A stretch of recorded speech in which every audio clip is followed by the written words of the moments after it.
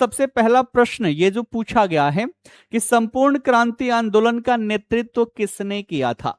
ठीक है, सबसे पहला प्रश्न क्या पूछा गया है कि संपूर्ण क्रांति आंदोलन का नेतृत्व किसने किया था। तो ये हमने बहुत बार पढ़ा हुआ है कि इसका नेतृत्व जो है वो जयप्रकाश नारायण जी के द्वारा यहां पर किया गया था। ठीक है, ये किसके समय काल की घटनाक्रम है आप सबको पता होगी। आप सभी कमेंट भी करो। ठीक है, आप सभी यहां पर कमेंट भी करके बताओगे।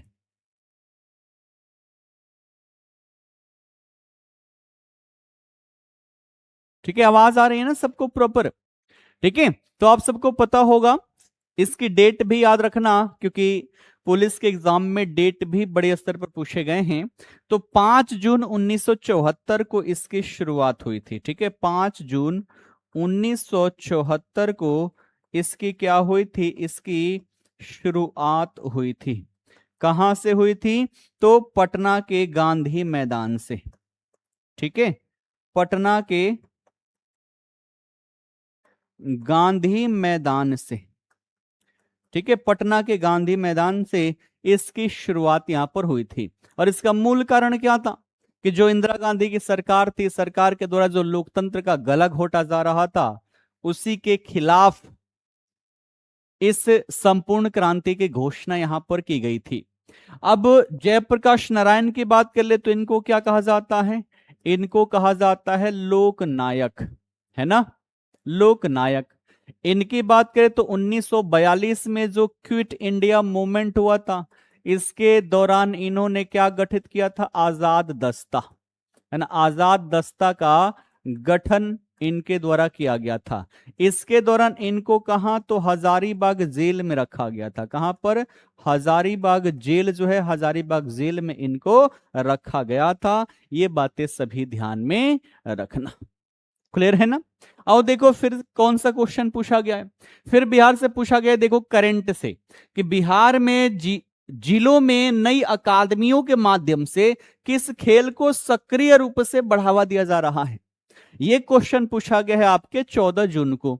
तो शुरुआती जो 5-6 क्वेश्चन हम देखेंगे वो आपके पीवाईक्यूज हैं, है ना, जो अभी 14 जून को पूछे गए हैं। बताओ क्या होगा इसका सही उत्तर। तो देखो, अगर हम बात करें, आपने देखा होगा हर जिलों में एक सेंटर की स्थापना की गई है ताकि उस जिले से संबंधित जो भी टैलेंटेड खिलाड़ी हैं उनको राष्ट्रीय अंतर्राष्ट्रीय स्तर की ट्रेनिंग दी जा सके। और इसका मूल उद्देश्य क्या है कि ज्यादा से ज्यादा हम मेडल लेकर आ सकें। और इसके अंतर्गत कौन से गेम को, कौन से खेल को, तो इसमें कई सारे खेल शामिल हैं और सम्मिलित रूप से इसको हम क्या कह लेते हैं, इसको कह लेते हैं एथलेटिक्स। क्या कह लेते हैं, इसको कह लेते हैं एथलेटिक्स। ठीक है, तो ये बातें ध्यान में रखना।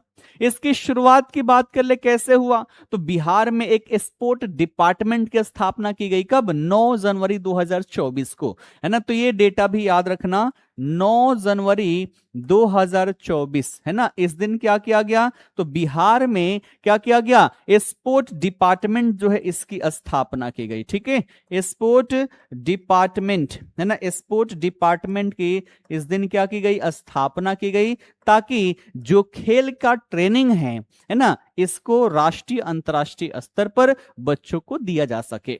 अब गेम की बात आ गई तो ध्यान रखना, एक गेम चलता है अपने भारतीय स्तर पर जिसे कहा जाता है खेलो इंडिया यूथ गेम, है ना। क्वेश्चन पूछेगा ना आप सभी से, खेलो इंडिया यूथ गेम्स। ठीक है, ये कब हुआ था, तो 2025 वाला ध्यान रखना, है ना, 2025 वाला। और इसकी मेजबानी किसने की थी, तो इसकी मेजबानी जो है वो अपने बिहार के द्वारा किया गया। किसके द्वारा, बिहार के द्वारा इसकी मेजबानी की गई थी। ठीक है, और बिहार में वर्तमान में देखें तो एथलेटिक्स हो गया, हॉकी हो गया, कबड्डी हो गया, फुटबॉल हो गया, इन सभी खेलों पर हम विशेष जोर दे रहे हैं ताकि इससे जुड़े हुए खिलाड़ी जो हैं वो ज्यादा से ज्यादा अपने राज्य के लिए मेडल लेकर आ सके। ठीक है, अगला क्वेश्चन देखो फिर पूछा गया है, अबुआ राज से तेर जना महारानी राज टुंडू जना, ये नारा जो है किससे जुड़ा हुआ है, ये क्वेश्चन पूछा गया। अब देखो बताओगे इसका सही उत्तर क्या होगा। एक शिफ्ट में 8 क्वेश्चन पूछे गए थे, है ना, दूसरे शिफ्ट में और पहले शिफ्ट में 6 क्वेश्चन पूछे गए थे बिहार राज्य विशेष से, तो इसको हल्के में लेकर चलोगे तो सिलेक्शन हो पाएगा क्या, हम बहुत पीछे रह जाएंगे।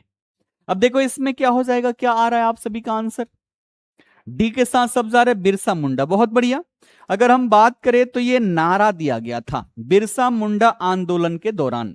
इसकी शुरुआत देखें तो आपका कब शुरुआत हुआ था, 1895 में, लेकिन पीक टाइम की बात करें तो 1899 से लेकर 1900 के दौरान ये बिरसा मुंडा आंदोलन चलाया गया था। इसी को कहा जाता है उल गुलान। क्या कहा जाता है, उल गुलान कहा जाता है। उल गुलान का मतलब होता है महान विद्रोह। क्या होता है, इसका मतलब होता है महान विद्रोह। ठीक है, तो किसके द्वारा, बिरसा मुंडा के द्वारा यह आंदोलन यहां पर किया गया था और इन्हीं के द्वारा यह नारा दिया गया, अबुआ राज सेतेर जना, महारानी राज टुंडू जना। इसका मतलब हो जाता है कि महारानी का राज समाप्त हो और हमारा अपना जो राज है वो स्थापित हो। ठीक है, तो यही नारा यहां पर दिया गया था, जो कि जुड़ा हुआ है आपके किससे, बिरसा मुंडा से। और बिरसा मुंडा को आप सभी को पता ही है, झारखंड में भगवान का दर्जा दिया जाता है, भगवान बिरसा मुंडा के नाम से इनको जाना जाता है। ठीक है, उसके बाद से देखो अगला क्या कह रहा है कि राष्ट्रीय परिवार स्वास्थ्य सर्वेक्षण 5 जो कि 2019-21 में आई थी, अभी वर्तमान में 6 आया है। पूछने का भी मूल उद्देश्य क्या है कि अभी वर्तमान में 6वां सर्वेक्षण आया है ना, पिछले महीने के इसी महीने में आया है स्टार्टिंग में।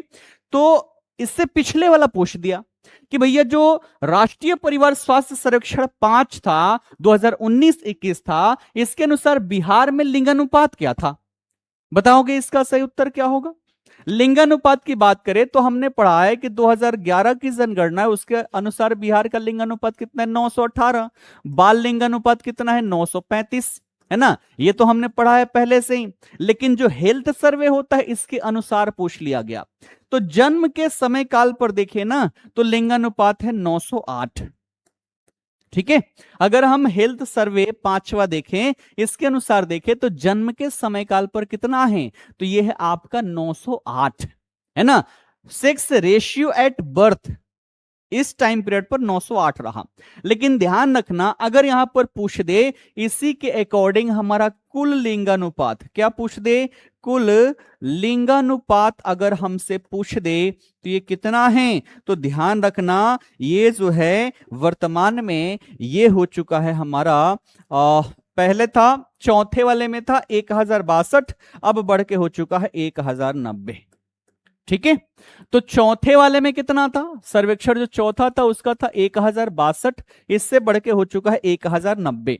लेकिन अब देखो अगर इसी से क्वेश्चन बनाना हो तो और क्या बना सकता है, तो पूछेगा कि भैया शहरी क्षेत्रों में लिंगानुपात कितना है, तो ध्यान रखना ये कम है, ये है मात्र 982। और वहीं बात कर ले हम ग्रामीण क्षेत्रों में, तो ग्रामीण क्षेत्रों में 4-1 याद रखना, 1111 क्या याद रखोगे, 1111 याद रखोगे। और क्या इसमें डेटा है जो पूछा जा सकता है, तो यहां पर पूछा जा सकता है शिशु मृत्यु दर। क्या पूछा जा सकता है, शिशु मृत्यु दर पूछा जा सकता है। शिशु मृत्यु दर ध्यान रखना 1000 जन्मे बच्चों के आधार पर होता है, और 1000 जन्मे बच्चों में से शिशु मृत्यु दर जो है वो हमारी 46.8 प्रति 1000, यानी कि 1000 बच्चों में से लगभग 47 बच्चे जो हैं वो मृत्यु से 5 से 7 दिनों में क्या हो जाता है, इनका डेथ हो जाता है। तो ये 46.8 है।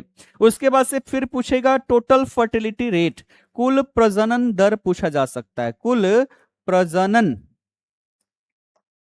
दर, है ना, टोटल फर्टिलिटी रेट कहा जाता है। तो ये हो चुका है हमारा 3, कितना है, तो ये है 3। ये डेटा ध्यान रखना, यहां से क्वेश्चन आपके पूछे जाएंगे। ठीक है, तो बहुत ज्यादा टफ नहीं, लेकिन ये जो करंट वाले पूछे हैं ना, करंट वालों में बच्चों को हिला दिया। बिहार राज्य विशेष के करंट अफेयर हमने तो भैया वर्ष भर का पढ़ा, लेकिन ये पूछा हुआ है 2024 का। अभी देखो सस्टेनेबल डेवलपमेंट गोल्स जो आया था ना 2024 में, जुलाई 2024 में आया था, और वहां से प्रश्न पूछे गए हैं। ठीक है, इसकी बात कर ले तो ये कब का, 2019-21 का है, 2022 में आया था, और क्वेश्चन यहां से पूछे गए हैं। अब देखो अगला क्वेश्चन यहां पर पूछा गया है, सतत विकास लक्ष्यों को प्राप्त करने में बिहार कौन सी श्रेणी में आता है। ठीक है, बताओ इसका आंसर क्या होगा। ये करंट वाले में ना थोड़ा से बड़ा पीछे पीछे पूछा गया है, लेकिन देखा जाए ये कहीं ना कहीं हमारे करंट से रिलेटेड है। कहां से? इकोनॉमिक सर्वे से। अगर हम इकोनॉमिक सर्वे पढ़े होते तो इकोनॉमिक सर्वे में ये सारी चीजें दी गई है, तो हम ये भी नहीं कह सकते कि बहुत पुराना है। इकोनॉमिक सर्वे से ये डायरेक्टली क्वेश्चन आप देख सकते हो, वहां पर हर चीज यहां पर दिया गया है डेटा में। ठीक है, अब सबसे पहले सतत विकास लक्ष्य जारी कौन करता है ना? तो ये डेटा जो है वो जारी करती है हमारी कौन सी? तो नीति आयोग, है ना? जो हमारी नीति आयोग, हिंदी में कैसे लिखते लो, मैं इंग्लिश में ही लिख देता हूं। ठीक है, नीति आयोग जो है, नीति आयोग के द्वारा, इसके द्वारा क्या किया जाता है? इसके द्वारा जारी किया जाता है।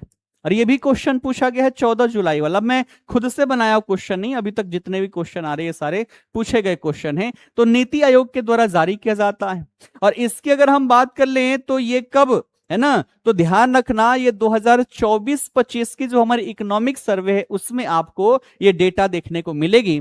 और इसमें अगर हम बात करें बिहार का अंक, इसमें अंक दिए जाते हैं 1 से लेकर 100 तक, यहां पर अंक दिया जाता है, स्कोर दिया जाता है। तो अगर पूछे यहां पर बिहार का स्कोर, और स्कोर इसलिए ध्यान रखोगे क्योंकि पिछली बार जो बिहार पुलिस कांस्टेबल का एग्जाम था उसमें स्कोर भी पूछा गया है। तो बिहार का स्कोर 100 में से कितना है? 57 है, और सबसे निचले पायदान पर है ना बिहार जो है, ध्यान रखना इसमें सबसे निचले पायदान पर है। सबसे निचले पायदान पर कौन है? तो अपना प्यारा बिहार, है ना? 100 में से मात्र 57 अंक ही इसको मिले हुए हैं। ये बात आप सभी ध्यान में रखोगे। और ध्यान रखना, अगर हम बात करें यहां पर इसमें, तो कैटेगरी जो है अपने बिहार का वो है परफॉर्मर का, अग्रसर का। अग्रसर का क्यों है? क्योंकि ऐसी, है ना, ऐसा मतलब राज्य जिसको यहां पर अंक मिले हो कितने से कितने के बीच में? तो 50 से 64 के बीच में, है ना? 50 से 64 के बीच में जिसका स्कोर हो उसको अग्रसर अर्थात परफॉर्मर श्रेणी में रखा जाता है। और अपने बिहार का 57 है, तो ये किस में आएगा? परफॉर्मर में आएगा, आकांक्षी में नहीं आएगा, ध्यान रखना। अगर बात करें शीर्ष स्थान यानी कि टॉप पर कौन रहे हैं, तो 2 राज्य रहे हैं सम्मिलित रूप से। एक रहा है केरल और दूसरा रहा है उत्तराखंड। इनको अंक कितने मिले हैं? इनका स्कोर क्या है यहां पर? तो इनका स्कोर है 79, है ना? 79 अंक इनको मिले हैं। और इसके आधार पर केरल और उत्तराखंड सबसे टॉप पर, और बिहार भी टॉप पर है लेकिन नीचे से। ठीक है, अगर करंट की बात करूं ना, सरकार की, तो भैया जो वाहवाहिया गिनवा देते हैं, नीतीश बाबू पहले गिनवाया करते थे और आज हमारे सम्राट चौधरी जी गिनवा रहे हैं। अगर मैं इन सभी डेटा पर गिनवाने लग जाऊं ना, तो एक शब्द नहीं निकलेगा मुंह से कि भैया क्या ही कहें, यहां पर शब्द ही नहीं रह जाएगा। बिहार ने इतना प्रगति किया है हर एक क्षेत्र में। जब ये पढ़ता हूं तो मेरा खुद ही मूड खराब हो जाता है कि भैया नेता अपनी सैलरी बढ़ा लिए, है ना, मजे से रह रहे हैं, ऐसे ऐसे नेता बन गए। यहाँ पर मुख्यमंत्री ऐसे बन गए भैया, जो सबसे ज्यादा पढ़ा लिखा आदमी बिहार का मुख्यमंत्री बन गया, और ऊपर से बयानबाजी ऐसी। थोड़ा इस डेटा पर भी नजर डाल लो, मन ना दुखी हो जाए तो फिर कहना यहाँ पर। ठीक है, चलो इसमें और क्या क्या बातें हैं तो ध्यान रखना। इसमें अगर पूछा जाए आप सभी से क्या चीज, तो एक होता है जीवन प्रत्याशा। जीवन प्रत्याशा इसका मतलब हुआ कि अगर कोई बच्चा बिहार में जन्म ले रहा है तो अगले कितने वर्षों तक ये जीवित रह सकता है ना? तो ये है आपका 69.5 वर्ष। ठीक है, जीवन प्रत्याशा यानी कि बिहार में अगर कोई बच्चा आज जन्म ले रहा है तो हम एन एवरेज एज उसका लेकर चलेंगे कि वो 70 साल से कम ही जिएगा, जबकि भारत का 73 के आसपास हो चुका है। ठीक है, क्लियर। उसके बाद से जेंडर इक्वेलिटी इंडेक्स की बात कर ले, जेंडर इक्वेलिटी इंडेक्स की बात कर ले, तो इसमें भी भैया हम बड़े नीचे हैं। इसको लेकर मात्र हमें 44 अंक मिला हुआ, यानी कि बिहार में जेंडर के आधार पर बड़े स्तर पर भेदभाव किए जाते हैं। ठीक है, महिलाओं को आज भी पुरुष जो है वो दबा के रखने का प्रयास करते हैं, इसलिए हमें मिला है 44 अंक। और इसके अनुसार अगर हम बात कर ले लिंगानुपात की, तो इसके अनुसार लिंगानुपात जो है वो है हमारा 908, है ना? 1000 पुरुषों पर मात्र 908 महिलाएं हैं, अर्थात 92 का शादी विवाह के लिए महिलाएं यहां पर है ही नहीं। ठीक है, हाँ योजना आयोग पहले थी, उसके स्थान पर मोदी जी आए तो योजना आयोग को खत्म करके यहाँ पर नीति आयोग लेकर आए थे। ठीक है ना, तो ये सब तो स्टैटिक जीके के क्वेश्चन है। अब देखो अगला क्या पूछा गया है, अगला क्वेश्चन पूछा गया है बिहार लोक सेवा आयोग के प्रथम अध्यक्ष कौन थे, ये क्वेश्चन पूछा गया है। तो क्या ये सब हमने नहीं पढ़ा है ना। बिहार लोक सेवा आयोग जो है इसके पहले अध्यक्ष कौन थे, ये आप सभी से प्रश्न यहां पर पूछा गया है। बताओगे क्या हो जाएगा इसका सही आंसर, बिहार लोक सेवा आयोग। ठीक है, तो इसके पहले जो अध्यक्ष है उनका नाम है राजनधारी सिन्हा। ठीक है, क्या नाम है इनका, इनका नाम है श्री राजनधारी सिन्हा। ये बिहार लोक सेवा आयोग अर्थात बीपीएससी के पहले अध्यक्ष हैं। बात करें पिछले एग्जाम की कांस्टेबल वाला, तो इसमें बीपीएससी का गठन पूछा गया था। तो ध्यान रखना 1 अप्रैल 1949 को, कब, 1 अप्रैल 1949 को क्या किया गया, तो बीपीएससी का गठन किया गया था। पहले हेडक्वार्टर जो था वो था आपका रांची, रांची से इसको पटना स्थानांतरित किया जाता है। ठीक है, तो हेडक्वार्टर पहले कहां, रांची था, मुख्यालय रांची था, उसके बाद से इसको पटना स्थानांतरित किया जाता है।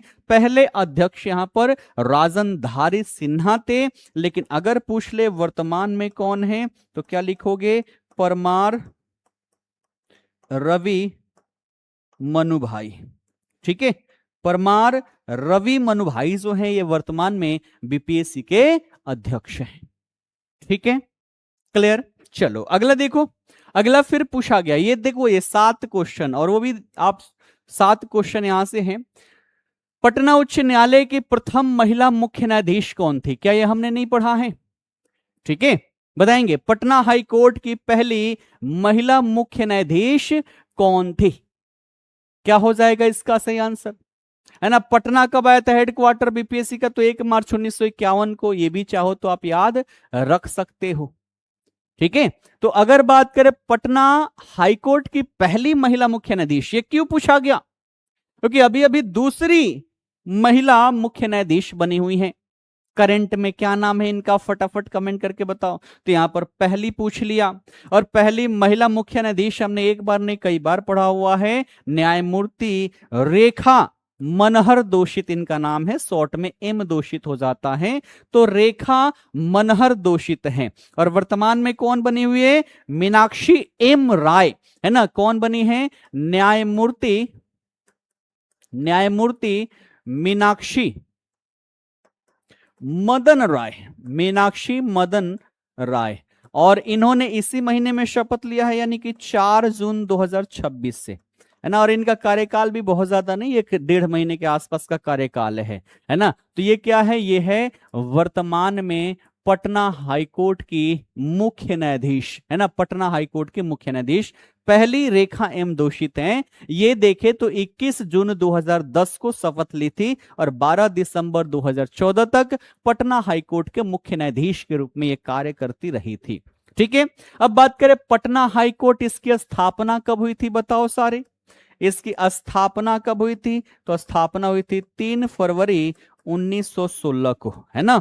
अगर बात करें इसका उद्घाटन किसने किया था, तो इसका उद्घाटन किया था हार्डिंग ने, किसने, हार्डिंग ने इसका उद्घाटन किया था। और प्रथम चीफ जस्टिस की बात कर ले तो क्या नाम था उसका, चेम्स चामियर, है ना, चेम्स चामियर, है ना। ये क्या था, इसका पहला मुख्य न्यायाधीश था, एडवर्ड माइनर डेस चेम्स चामियर। तो ये सब हमने कई बार पूछा हुआ है ना। तो ध्यान रखना 8 क्वेश्चन पूछे गए थे एक शिफ्ट में, और 6 क्वेश्चन बिहार जीके से, यानी कि 2 शिफ्ट में टोटल 14 क्वेश्चन पूछे गए थे। अब बताओ कि क्या इस तरीके से क्वेश्चन आएंगे तो आप इजिली तौर पर टेकल नहीं कर पाओगे, कर पाओगे ना। तो आओ इसी के आधार पर जिस सेक्शन से ज्यादा क्वेश्चन पूछे गए हैं, अब पहले शिफ्ट में बच्चे बताए थे, बट है ना थोड़ा सा उतने बढ़िया से डिस्क्राइब नहीं कर पाए कि कैसे कैसे क्वेश्चन रहा, है ना। तो उसी के आधार पर, चूंकि जहां तक मैंने देखा आधुनिक बिहार के इतिहास से ज्यादा क्वेश्चन पूछे गए हैं, तो इसलिए आज मैंने सोचा कि आधुनिक बिहार के इतिहास से जुड़े हुए कुछ महत्वपूर्ण प्रश्नों की हम चर्चा भी कर ले। ठीक है, तो आओ अब इसी के बेस पर कुछ क्वेश्चंस हैं जो शायद बन सकते हैं। पहला है कि खेलो इंडिया यूथ गेम्स 2025 का मस्कॉट कौन था? बताओगे? खेलो इंडिया यूथ गेम 2025 आप सबको पता ही है कि ये अपने बिहार में हुआ। ठीक है, अपने बिहार में इसका आयोजन किया गया। और बिहार में कब से कब, तो डेट भी याद रखना, 4 से 15 मई 2014, है ना, 4 से लेकर 15 मई, माफ करना, 2025, है ना, 4 से 15 मई 2025 तक इसका आयोजन किया गया था। और पटना के कौन कौन से शहर बिहार के, तो पटना, राजगीर, गया, भागलपुर और बेगूसराय, इन सभी जिलों में इसका आयोजन किया गया था। और इसका जो मॉस्कोट था वो कौन था? वो था गज सिंह। कौन? गज सिंह। आप सभी ध्यान में रखोगे। ये गज सिंह है क्या? है ना, गज सिंह है क्या? तो हाथी और सिंह का जो संयुक्त प्रतीक है उसी को गज सिंह कहा गया। और ये शक्ति, साहस और नेतृत्व को दर्शाता हुआ नजर आता है। ठीक है, तो ये क्वेश्चन भी आप सभी से पूछे जा सकते हैं।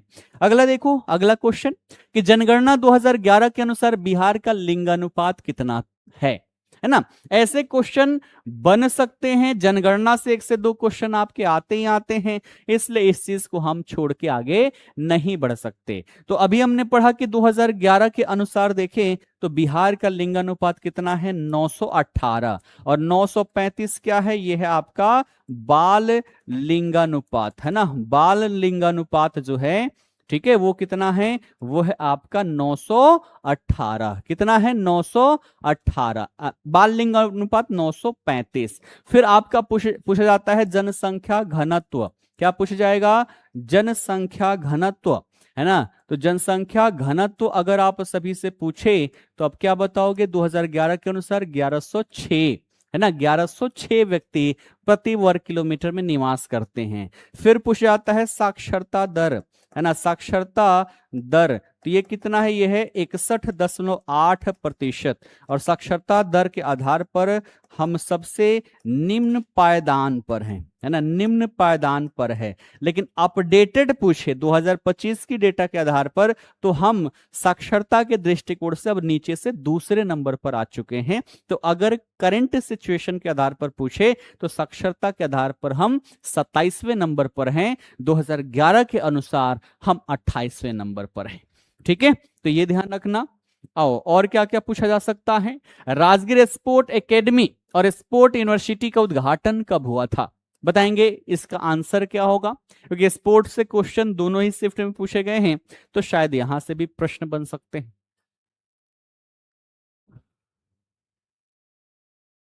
चलिए बताएंगे कि इसका उद्घाटन कब हुआ था।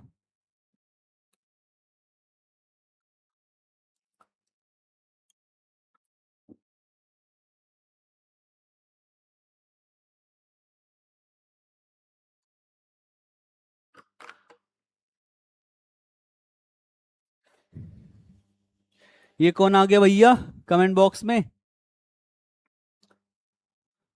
UP lifts. देखो, अगर इसके उद्घाटन की बात कर ले तो ये हुआ था आपका 29 अगस्त 2024 को। कब हुआ था? 29 अगस्त 2024 को।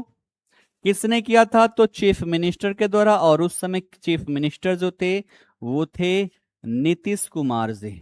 कौन थे? तो नीतीश कुमार जी यहां पर वर्तमान में उस समय बिहार के चीफ मिनिस्टर हुआ करते थे, इन्हीं के द्वारा। लेकिन बात करें 29 अगस्त को ही क्यों हुआ, तो इसी दिन नेशनल स्पोर्ट्स डे मनाया जाता है ना। 29 अगस्त जो है, इस दिन हम क्या मनाते? इस दिन मनाते हैं हम नेशनल स्पोर्ट्स डे।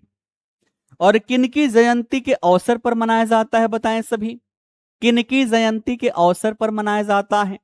फटाफट सभी कमेंट करके बताओ, क्योंकि ये डे भी पूछा जाता है। तो 29 अगस्त को मेजर ध्यानचंद जो हैं उनकी जयंती है ना। तो ध्यान रखना, यहां पर क्वेश्चन पूछे तो क्या लिखोगे? मेजर ध्यानचंद जयंती है ना। और इसी जयंती के अवसर पर हम क्या मनाते हैं? National sports day. और इसी दिन वर्ष 2024 में स्पोर्ट्स यूनिवर्सिटी और स्पोर्ट्स एकेडमी का उद्घाटन किया गया। और इसका मूल उद्देश्य क्या है? बिहार में खेल को बढ़ावा देना। और ये बिहार की पहली स्पोर्ट यूनिवर्सिटी है, खेल विश्वविद्यालय है। तो ये भी ध्यान रखना, ऐसे भी प्रश्न आपके यहां से बनेंगे। ठीक है, अगला देखो, अगला कि बिहार बंगाल से अलग होकर कब अलग प्रांत बना? बिहार बंगाल से अलग होकर कब अलग प्रांत बना था?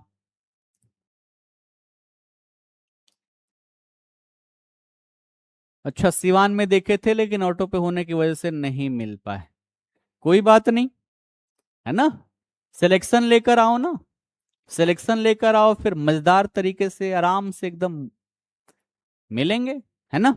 यहां पर क्या हो जाएगा, तो बिहार बंगाल से अलग होकर कब अलग प्रांत बना, तो ये बना था 1912 में। और 1912 में कब, तो ये बना था 22 मार्च को।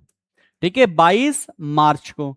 बात करें इसकी घोषणा कब हुई थी, तो इसकी घोषणा जो हुई थी वो हुई थी आपकी कब, 12 दिसंबर 1911 को। कहां पर, तो तीसरा दिल्ली दरबार, है ना, तीसरा दिल्ली दरबार जो है यहीं पर इसका घोषणा किया गया था। और ये जो गठन हुआ उसमें बिहार और उड़ीसा दोनों शामिल थे, है ना, बिहार और उड़ीसा दोनों शामिल थे। लेकिन उड़ीसा देखे इससे तो 1 अप्रैल 1936 को, 1 अप्रैल 1936 को क्या हो गया, अलग हो गया। और फिर बिहार के दक्षिणी 18 जिलों को मिलाकर 15 नवंबर 2000 को क्या हुआ, झारखंड इससे अलग हो गया, है ना, झारखंड क्या हुआ, झारखंड इससे अलग हो गया। ठीक है, इसी कारण से 22 मार्च को हम क्या मनाते हैं, हर साल मनाते हैं बिहार दिवस, बिहार फाउंडेशन डे या बिहार डे, बिहार दिवस या बिहार स्थापना दिवस हम यहां पर मनाते हैं। लेकिन अगर आपसे पूछ दे कि आधुनिक बिहार के निर्माता किसे कहते हैं, तो फटाफट सभी लोग कमेंट करके बताओगे कि आधुनिक बिहार का निर्माता आखिर कहते किसे हैं। अगला क्वेश्चन देखो क्या बन सकता है, कि गांधी जी का भारत में पहला सत्याग्रह किससे संबंधित था? अब देखो, पहले शिफ्ट में गांधी जी से 2 क्वेश्चन थे और दोनों गांधी जी का बिहार से रिलेशन, ठीक है, दोनों बिहार से रिलेटेड था। इसलिए थोड़ा सा गांधी जी से जुड़े हुए कुछ टॉपिक को भी हम यहां पर क्या करेंगे, नजर डालेंगे। क्या हो जाएगा यहां पर, गांधी जी का भारत में पहला सत्याग्रह किससे संबंधित था, तो हम सबको पता है कि ये चंपारण सत्याग्रह था। कब हुआ था, ये हुआ था 1917 में, है ना। यहां पर बुलाया किसने था, ये भी कई बार पूछा है, तो क्या लिखोगे, आप लिखोगे राजकुमार शुक्ल, है ना, राजकुमार शुक्ल के द्वारा इनको यहां पर आमंत्रित किया गया था। अब पूछे, इस सत्याग्रह के दौरान बिहार में पहली बार कहां पहुंचे, बिहार में पहली बार गांधी जी कहां पहुंचे, गांधी जी कहां पहुंचे, तो क्या बताओगे, आप बताओगे पटना। सबसे पहले पटना उतरे थे, पटना से ये पहुंचते हैं कहां, पटना से पहुंचते हैं ये मोतिहारी। तो ये गांधी जी का पहला सत्याग्रह था। ये सत्याग्रह जो है कहां, किस राज्य से जुड़ा हुआ है, तो अपने बिहार से जुड़ा हुआ है। ठीक है, बिहार में भी कहां, तो अपने चंपारण से जुड़ा हुआ है। किसके लिए हुआ, तो जो तिनकठिया प्रणाली है, तिनकठिया प्रणाली के लिए हुआ था, ध्यान रखना। इसके तहत क्या किया जाता था, नील की खेती के लिए किसानों को बाध्य किया जाता था। कितना, तो हर 20 कट्ठा में से 3 कट्ठा भूमि पर नील की खेती के लिए यहां पर किसानों को मजबूर किया जाता था। ठीक है, अगला देखो, अगला क्या बन सकता है क्वेश्चन, कि गांधी जी को 18 अप्रैल 1917 को किस स्थान की अदालत में उपस्थित किया गया था? अब देखो, गांधी जी जब चंपारण पहुंचते हैं तो वहां पर धारा 144 लगा दी जाती है, यानी कि 2 या उससे अधिक व्यक्ति एक जगह पर इकट्ठा नहीं हो सकते। क्योंकि गांधी जी जब पहुंचे वहां पर तो सबसे पहले अंग्रेजों से मुलाकात की, जो भी समस्याएं थी उस समस्याओं को समाधान के लिए उन्होंने बात की, लेकिन इससे कोई फर्क नहीं पड़ा। तो फिर गांधी जी किसानों से मिलना शुरू करते हैं, और जब किसानों की बातें सुनना ये शुरू करेंगे, किसान लोग इससे इनसे जुड़ते हुए चले जाएंगे और इससे अंग्रेज डरने लगते हैं। तो फिर इन्होंने धारा 144 लगा दी, गांधी जी को अब इस क्षेत्र में जाने ही नहीं देंगे। गांधी जी ने कहा कि बेटा हम इससे नहीं मानने वाले, और गांधी जी यहां पर धारा 144 को क्या कर दिए, तो उसको तोड़ दिए। फिर इनको बुलाएगा कि बुलाओ इनको, है ना। तो ध्यान रखना कौन सी जगह थी, वो थी मोतिहारी। ठीक है, तो मोतिहारी में उनको उपस्थित होने का यहां पर आदेश दिया गया था। ठीक है, मोतिहारी में 18 अप्रैल को, और ये चंपारण सत्याग्रह के दौरान ही हुआ था। और वहीं पर गांधी मेमोरियल पिलर जो है इसी घटना की स्मृति में मोतिहारी में बनाया गया है। ठीक है, तो कब? 18 अप्रैल 1917। अगर जिला पूछे तो क्या लिखोगे? पूर्वी चंपारण, है ना। जिला कौन सा है? तो जिला है आपका पूर्वी चंपारण। ठीक है, पूर्वी चंपारण ये जिला है। ठीक है, क्लियर? बड़े आगे सर, खेड़ा सत्याग्रह 1918, अहमदाबाद हड़ताल, हाँ दोनों, है ना, दोनों 1918 में ही हुआ है, बस कुछ दिनों का अंतर है। ठीक है, चलो यहां पर बात करें चंपारण सत्याग्रह के समय गांधी जी की जान बचाने के से किस व्यक्ति का नाम जुड़ा है? तो ये क्वेश्चन कई बार पूछा गया। अंग्रेजों ने यहीं पर गांधी जी का काम जो है वो तमाम करने का पूरा प्लानिंग कर दिया था। वहीं पर एक अंग्रेज अधिकारी था जिसका नाम था इरविन, है ना। ये वायसराय वाला नहीं है, ध्यान रखना, ये वायसराय वाला नहीं है। ये कौन है? तो ये प्लांट्स, जो प्लांटर्स होते हैं ना, जो यहां पर खेती करवाते थे, नील की खेती, उससे संबंधित उसकी देखरेख करने वाला था ये। और इसने क्या किया? इसका रसोइया थे जिनका नाम था बतक मियां। क्या नाम था? तो इनका नाम था बतक मियां। और इसने कहा कि बतक मियां गांधी जी के काम तमाम कर देबे के बा। तो ये पूछाई केंगन कल जाई। अब सोचो एक अंग्रेज भोजपुरी में बतिया रहा होगा तो कितना, बतिया तो नहीं रहा होगा लेकिन मैं समझाने का प्रयास कर रहा हूं भोजपुरी में। ठीक है, तो बतक मियां पूछे केंगन काम तमाम हुई, तो बोलस कि दुधवा में जहर मिला दो, अघोर के पिया दी हो। तो इरविन ने क्या किया? गांधी जी को डिनर पर आमंत्रित किया कि गांधी जी आवे के बैठ के खाइल जाई, वहां बातचीत कर जाई। अब गांधी जी के दिमाग में चलल कि शायद ही बढ़िया हो जाई, क्या कि अभी तक जौन हम प्रयास करता नहीं उनमें सफलता मिलल ना। और सबसे बढ़िया बात जौन होला तौन खात खात बतियावे में, डिनर के टाइम पर बड़ा बढ़िया बात होला। गांधी जी के दिमाग में के बड़ा बढ़िया मौका मिलल बा, चले के बतिया ली, तो डिनर पर चले गए। और बतक मियां जहर मिला दिए थे, मिला के गांधी जी को दे दिए, लेकिन हाथ कपा रहा था, तो गांधी जी के मन में थोड़ा सा शक आया। लेकिन साथ ही साथ इन्होंने गांधी जी को इशारा कर दिया कि काम तमाम करने वाला है, पीना मत। और इस तरीके से बतक मियां ने क्या किया? गांधी जी की जान बचा ली। और इस काम के कारण बतक मियां को अंग्रेजों ने इतना प्रताड़ित किया, पूरा परिवार समेत बेदखल कर दिया, गांव से निकाला कर दिया। ठीक है, तो ये थे यहां पर बतक मियां, आप सभी यहां पर ध्यान में रखोगे। ठीक है, तो कौन अधिकारी था जो मारना चाहता था? वो था इरविन। ठीक है, कौन? इरविन। ठीक, बड़े आगे चले के अगला क्वेश्चन क्या बन सकेला? अगला बन सकेला कि बिहार में 1857 के विद्रोह का प्रमुख नेता किसे माना जाता है? ये तो एकदम इतना तगड़ा बा प्रश्न कि हर एग्जाम में यहाँ से प्रश्न पूछ ले जाला। तो यहाँ का कह रहा बा 1857 के विद्रोह, 1857 के विद्रोह बिहार में नेता के वीर कुंवर सिंह। तो जैसे यहाँ पर बिहार में नेता पूछी, सीधे लगावे एक बार वीर कुंवर सिंह।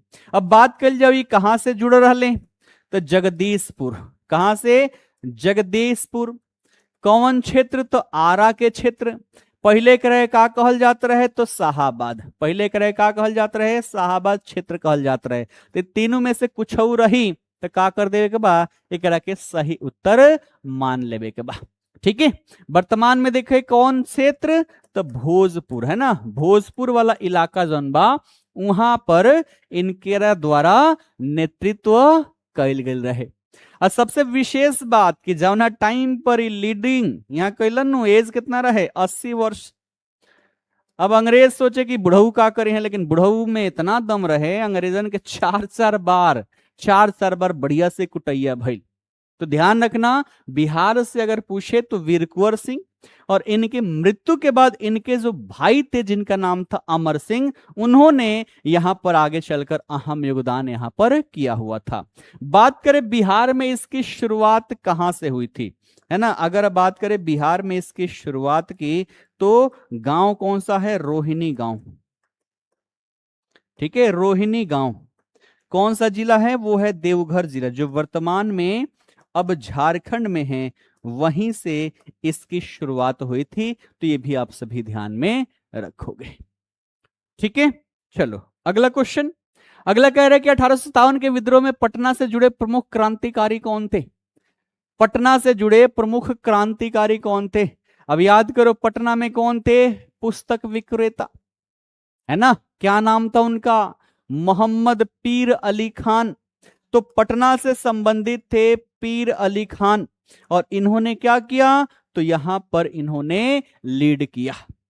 ठीक है, तो पटना से पूछे, पटना से संबंधित व्यक्ति, तो आप नाम बताओगे पीर अली खान। और यहां पर जो इन्होंने कांड किया, अंग्रेज इससे बड़ा दुखी हुए और अंततः इनको फांसी पर चढ़ा दिया गया। अगर बात करें बिहार में केंद्र का, तो पटना, दानापुर, जगदीशपुर, ये सभी 1857 के विद्रोह का महत्वपूर्ण केंद्र रहता है। ठीक है ना? अगला क्वेश्चन देखो।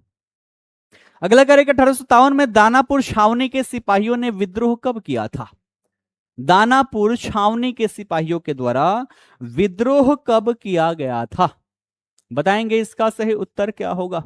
10 मई याद है। ये कहां? तो ये है मेरठ, है ना? मेरठ छावनी में वहां के सैनिकों के द्वारा विद्रोह शुरू कर दिया जाता है। शुरुआत वहीं से हुई। वहां के सैनिक पहुंच गए कहां? दिल्ली। और दिल्ली में जो मुगल बादशाह थे, आकर उनसे क्या कहते हैं कि हमनी के आज के बाद से अंग्रेजवन के गुलामी ना करें सन, हमनी के अब रउवे के आपन राजा मानेम सन, रउवा आदेश दी कि अंग्रेजवन के कूट दिया। अब सोचो, जो व्यक्ति इतने दिन से अंग्रेजों के शासन व्यवस्था से शोषित है, अब उसको मौका मिल रहा है कि भैया हमारी अपनी सेना है, अंग्रेजों को हरा देंगे। बस इनके भी शरीर में क्या आ गया? जोश आ गया। इन्होंने कहा कि चलो ठीक है। तो वहां से उनके द्वारा नेतृत्व प्रदान किया गया। धीरे धीरे ये बढ़ते बढ़ते अपने बिहार भी आ गया, और बिहार में भी जो दानापुर छावनी है, वहां के सिपाहियों के द्वारा 25 जुलाई 1857 को विद्रोह कर दिया जाता है। तो कब किया जाएगा? 25 जुलाई 1857 को दानापुर छावनी के सिपाही जो हैं, ये क्या करेंगे? विद्रोह करेंगे। और फिर ये सिपाही जो है जगदीशपुर की ओर बढ़ते हैं। वहीं पर वीर कुंवर सिंह से मुलाकात होती है, और वीर कुंवर सिंह को अपना ये नेता चुनते हैं। बोलते हैं मालिक, है ना, नेता साहब अब आदेश दीजिए, हम क्या करें। और उसके बाद तो कहानी क्या है, ये आप सबको पता ही है। ठीक है, क्लियर है? बड़े आगे चलो। कल भी पेपर लीक होगा क्या? नहीं, पेपर लीक नहीं होगा। का है, टेंशन मत लो। ठीक है, टेंशन मत लो। हाँ है, सरकार निकम्मी है, आयोग निकम्मी है, जो बढ़िया से यहां पर अपनी व्यवस्था नहीं कर पाती, जिस कारण से कहीं ना कहीं पेपर लीक हो जाता है। लेकिन अभी जो 2 शिफ्ट हुए हैं, इसमें ऐसा कुछ भी नहीं है। हाँ, 4-5 पेज क्वेश्चन के बाहर आए हैं, लेकिन उसको लीक नहीं माना जाएगा। ठीक है ना? क्लियर? चलो अगला क्वेश्चन देखो। संथाल विद्रोह किस वर्ष हुआ था? ये वेरी वेरी इंपॉर्टेंट प्रश्न में आ जाता है, संथाल विद्रोह। और संथाल विद्रोह की बात करें तो जो संथाल परगना है, जिसे दामिन एकोह भी कहा जाता है, क्षेत्र कौन सा? तो क्षेत्र जो है उसे कहा जाता है दामिन एकोह, या फिर इसी को कहते हैं हम क्या चीज? संथाल परगना, है ना? संथाल परगना। और यहां पर जो जनजातियों का शोषण शुरू हुआ, यही अंततः एक विद्रोह का जन्म ले लिया। और ये 1857 की क्रांति से जस्ट पहले हुआ था, अर्थात 1855-56 में। कब हुआ ये? तो ये हुआ 1855-56 में। ठीक है, इसे संथाल हुल भी कहा जाता है, ध्यान रखना, इसी को संथाल हुल भी कहा जाता है। तो संथाल हुल रहे, तो ये मत सोचना कि ये कोई अलग है, नहीं, वही है। बात करें यहां पर नेतृत्व की, तो नेतृत्व कौन करेगा? सिद्धू कान्हू, सिद्धू कान्हू। ठीक है, चांद भैरव। ठीक है, ये भोगनाडीह के चुन्नू माझी के 4 पुत्र और 2 पुत्रियां थी। ये सब मिलकर यहां पर लीड करते हैं। चांद भैरव अंग्रेजों से संघर्ष में गोलियों के शिकार हो जाते, शहीद हो जाते हैं। वहीं सिद्धू कान्हू को ये लोग पकड़ के बरहेट में फांसी दे देते हैं। ठीक है, तो ध्यान रखिएगा यहां पर जो नेतृत्व करता रहे हैं वो सिद्धू, कान्हू, चांद और भैरव रहे हैं। ठीक, अगला क्वेश्चन देखो। अगला है, ताना भगत आंदोलन मुख्य रूप से किस जनजाति से संबंधित था? बताएंगे, ताना भगत आंदोलन, ठीक है, ताना भगत आंदोलन जो है वो किस जनजाति से संबंधित था? बताएंगे। ताना भगत आंदोलन के बारे में पिछली बार बिहार दरोगा में पूछा जा चुका है। ठीक है, चलो, कोई ए कह रहा है, कोई बी, कोई सी, ऐसे कैसे हो जाएगा? ताना भगत, देखो अब कई लोगों को लगता है कि भगत क्या है, टाइटल है, तो ताना भगत नामक कोई व्यक्ति होगा, तो ये व्यक्ति नहीं है ना, ये क्या है, तो एक शाखा है। किसकी? उरांव जनजाति की।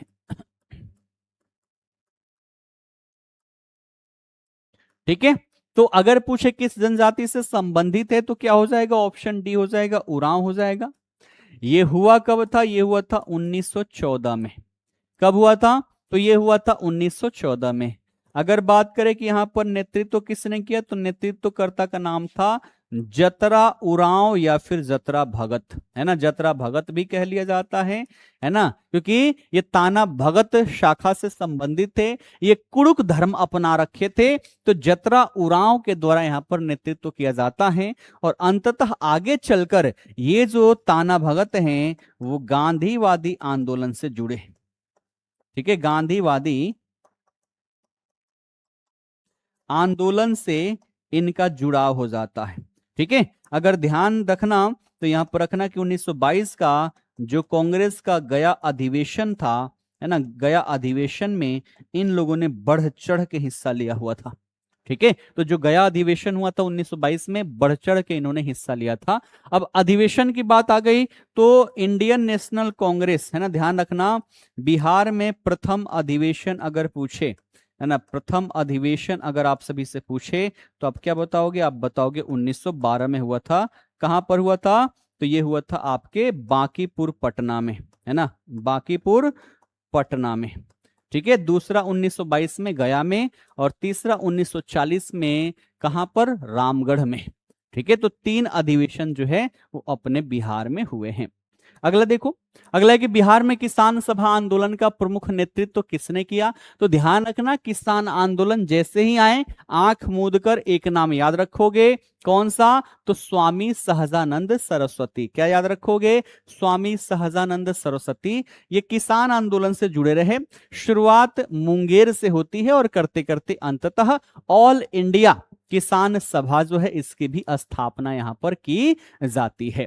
ठीक है, बिहार प्रांतीय किसान सभा का गठन कब हुआ था? यह भी पूछा गया है, तो ध्यान रखना, बिहार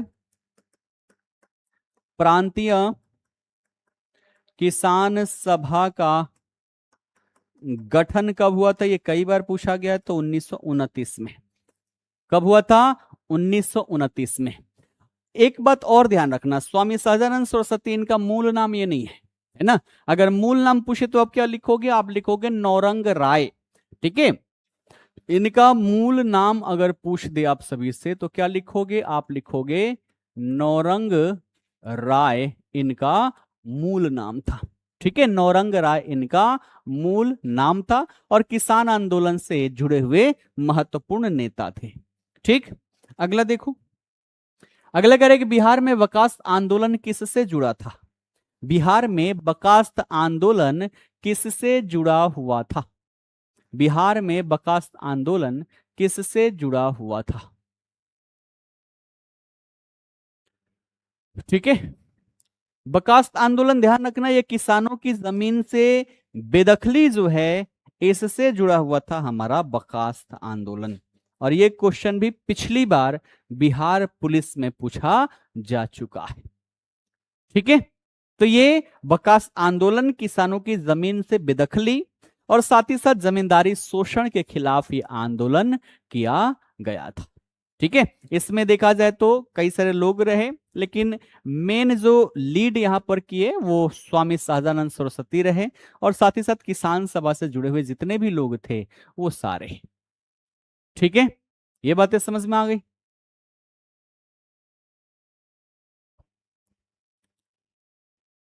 69 सही हुआ है। हाँ 70 कैटेगरी कौन सी है, वर्मा, राहुल वर्मा। थोड़ा सा और ज्यादा करना चाहिए क्योंकि 70-75 के आसपास लेकर चल रहे हैं, क्योंकि बच्चे पेपर देने वाले बहुत हैं और सीट कम है। ठीक है ना। अगर हम बात करें 19,838, उतने बच्चे आपके इस पोस्ट के लिए भी हैं। ठीक है, तो 75 के आसपास अगर है तो आप सेफ स्कोर मानना, अन्यथा थोड़ा सा डर तो है। अगला देखो, अगला कह रहे 11 अगस्त 1942 को पटना सचिवालय पर तिरंगा फहराने के प्रयास में कितने छात्र शहीद हुए थे, बताएंगे। 1942 ये वो टाइम पीरियड है जब चल रहा है भारत छोड़ो आंदोलन। ठीक है, भारत छोड़ो आंदोलन। और एक चीज ध्यान रखना है ना, YouTube पर बहुत सारे वीडियो आप सभी को नहीं देखने हैं, क्योंकि जब मैं देखता हूं ना, मतलब ऐसे ऐसे थंबनेल डाल के वीडियो डाल देते हैं ना, और खोलो तो फिर कुछ अलग ही मुद्दा। मतलब बच्चों को भटकाने का सबसे बड़ा सोर्स है ना, वो है यूट्यूब, है ना। मैं देखता हूं थंबनेल, भैया ये कट ऑफ गिरेगा धाम, अब बच्चे क्लिक करेंगे कि भैया कट ऑफ गिरेगा। ऐसे वीडियो से थोड़ा सा दूरी बनाकर रखना है। ठीक है, कट ऑफ पर 1000 लोग वीडियो बना देंगे, लेकिन होगा वही जो यहां पर आयोग चाहेगी। ठीक है, तो सभी के यहां पर क्या करना है, सभी YouTube को सर्च नहीं करना है, जिस पर विश्वास हो, जो ऑथेंटिक सोर्स देता हो, केवल वहीं पर आप सभी को ध्यान रखने हैं। चलो यहां पर सभी एक के साथ जा रहे हैं, 7 के साथ जा रहे हैं, जो कि बिल्कुल सही आंसर है। भारत छोड़ो आंदोलन के दौरान देखें तो जो पटना सचिवालय है वहां पर झंडा फहराने के क्रम में वहां पर 7 जो छात्र थे वो वहां पर शहीद हो जाते हैं, और उन्हीं के स्मृति में पटना में शहीद स्मारक जो है वो यहां पर बनाया गया है। ठीक है, इसी को पटना सचिवालय गोलीकांड के नाम से जाना जाता है। अब आप सभी बताओगे कि यहां पर गोली चलाने का जो आदेश दिया था वो अंग्रेज अधिकारी कौन सा था। सब कुछ हमने पढ़ा है, अगर आपने मैराथन भी किया होगा, है ना। 14 तारीख की अगर बात कर ले, 14 को जो पेपर का रिव्यू था, बच्चों ने कहा कि हाँ सर जी मजा आ गया। मतलब बिहार जीके का लगभग हर क्वेश्चन वो सही करके आए थे, और कोई भी बच्चा ऐसा नहीं है जो 70-75 के नीचे किया हो। सही सही। अगर मैं बात करूं, मैं सिवान स्टेशन पर भी घुमा हुआ था। स्टेशन पर अगर मैं देख मतलब क्या कहें, जो स्थिति पटना जंक्शन की थी ना, वैसी स्थिति सिवान में भी थी।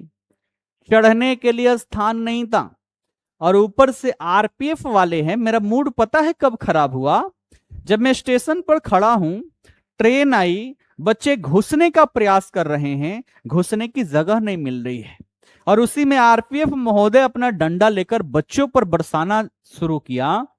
मेरा मूड इतना खराब हुआ कि क्या ही कहें। 4-5 तो सुना दिया उसको अच्छे से, मतलब लड़ाई होने वाली सिचुएशन आ गई थी। मैंने सीधे बोला कि एक तो तुम लोगों से मैनेजमेंट नहीं हो पा रहा, और ऊपर से बच्चे कहां कहां से आए हैं, भूखे प्यासे हैं, और तुम लोग ऊपर से डंडे वंडे चला रहे हो। कैमरा बंद करवा दिया मेरा, है ना। कैमरा जो है, कैमरा बंद करवा दिया। टीटी आया, जिसको मैं कैमरा पकड़वा रखा था। ठीक है, मैं वीडियो दिखाऊं आप सभी को, वीडियो उसी में है ना, जिससे क्लास चल रही है, इसमें तो नहीं है। ठीक है, मैं अपलोड करके दिखाऊंगा, है ना, इंस्टाग्राम पे अपलोड कर दूंगा, जहां पर आप देखोगे कि कैमरा रिकॉर्ड करते हुए टीटी आया और कैमरे को ऐसे दबा दिया, है ना, बंद करवा दिया। सोचो क्या सिचुएशन थी। और आज से कल तक यही सिचुएशन रहने वाली है। सबसे पहले तो मैं आयोग से यही कहना चाहूंगा कि इतना दूर सेंटर क्यों देते हो, इतना दूर दो और लीक ना हो, पेपर बाहर ना आए, तो फिर हम माने कि हाँ ठीक है, उसी के लिए कर रहे हो। क्या पहले पेपर लीक नहीं होता था? पहले भी होता था, और आज चेंज कर लिए, इतना दूर दूर आप दे रहे हो तब भी हो रहा है। ठीक है, तो क्या ही कहें, मतलब मूड खराब हो गया था उस दिन स्टेशन पर देखने के बाद बच्चों की हालात। एक तो उतनी गर्मी, है ना, उतनी गर्मी जिसमें बच्चों को क्या ही कहें, पेपर दे के आ रहे हैं और ऊपर से डंडे मिल रहे हैं। क्या ऐसे मिलती है सरकारी नौकरी? ऐसे मिलती है सरकारी नौकरी? मैं तो बिहार में पेपर देना भी छोड़ दिया। पहले बीपीएससी का पेपर भी दिया था, उसके बाद से ऐसा सिस्टम उन लोगों ने कर दिया कि मैं वहां से भी लड़के चला आया। बीपीएससी का पेपर देने गया था मैं बोध गया में। सिस्टम क्या था, आप बेल्ट नहीं पहन सकते, आप जूता नहीं पहन सकते, हाथ में कुछ नहीं पहन सकते, धागा है उसको भी काट दो। इतनी गर्मी, और पेपर था इसी जून के महीने में। मैंने बोला कि भैया लिख देते कि नंगे आ जाओ पेपर देने के लिए, या कच्छे बनियान पे आ जाओ, हम कुछ पहन के ही नहीं आते, बनने वाले अधिकारी। लेकिन सिचुएशन ये कर दी जाती है कि क्या ही कहें। लेकिन फिर भी पेपर लीक हो जाता है, फिर भी पेपर लीक हो जाता है। ये है सिस्टम।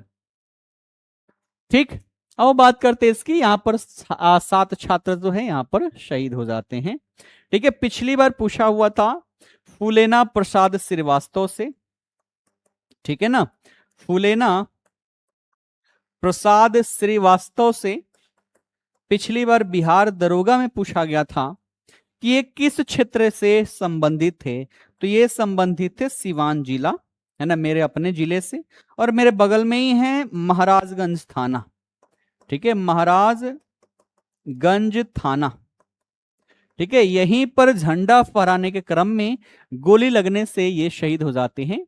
तब इनकी पत्नी झंडा इनके हाथों में से लेकर खुद जाकर वहां पर झंडा फहराती है। ठीक है, फूलेना प्रसाद श्रीवास्तव, याद रखिएगा, सीवान क्षेत्र से संबंधित है। ठीक है, अगला देखो।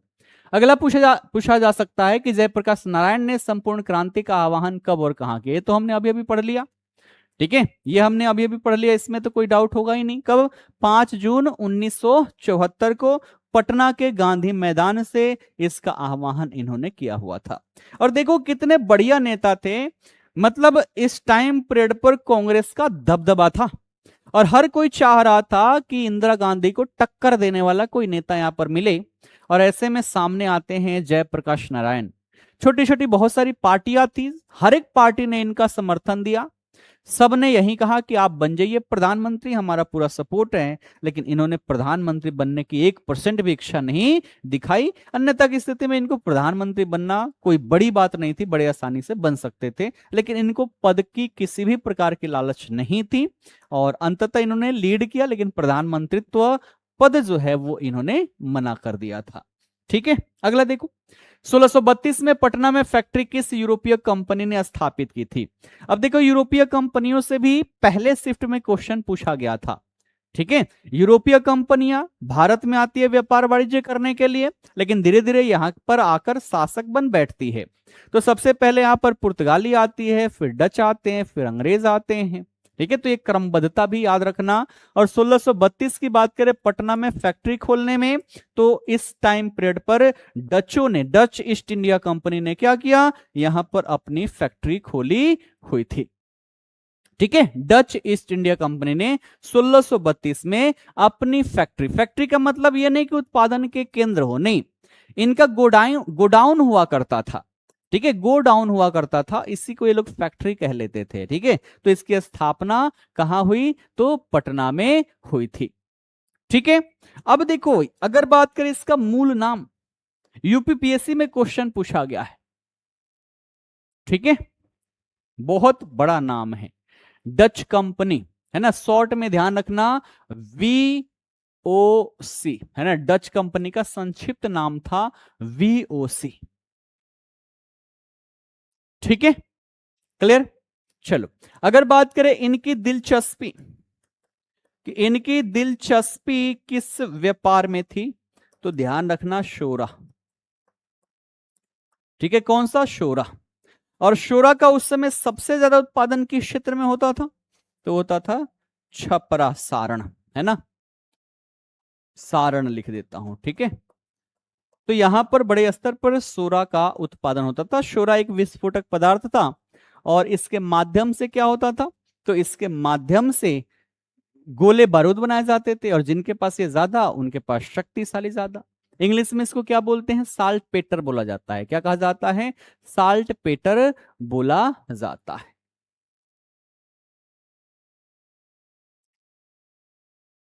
ठीक है, क्लियर। हाँ बिल्कुल, है ना, सिवान में ही है, जानते होंगे मुझे वो। अगला देखो, अगला है पटना यूरोपीय कंपनियों के लिए मुख्यतः किस वस्तु के कारण प्रसिद्ध था? पटना यूरोपीय कंपनियों के लिए मुख्यतः किस वस्तु के कारण प्रसिद्ध था? तो ध्यान रखना, पटना में सबने क्या किया, अपनी अपनी व्यापारिक कोठी खोली, अपनी अपनी यहां पर क्या की, व्यापारिक कोठी खोली। और कोठी खोले के मूल उद्देश्य क्या रहे? सोरा, सोरा के प्राप्ति, है ना।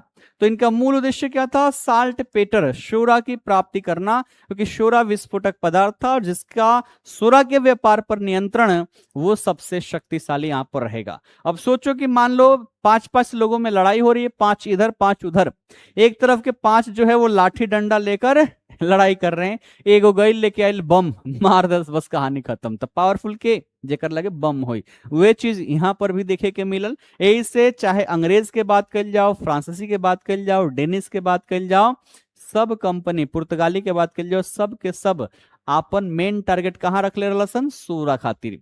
अगर पूछल जाओ कि बिहार में आए वाला पहला कंपनी, बिहार में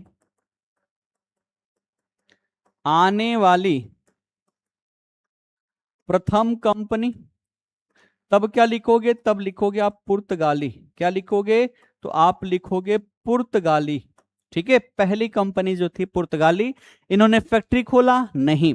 इन्होंने कहां पर? तो बंगाल में, कलकत्ता में अपनी फैक्ट्री खोली, हुगली में, और वहीं से नाव के माध्यम से आते थे, ये पटना से व्यापार वाणिज्य करके जाते थे। ठीक है, उसके बाद यहां पर अंग्रेजों ने सबसे पहले प्रयास किया था, कब? 1620 में।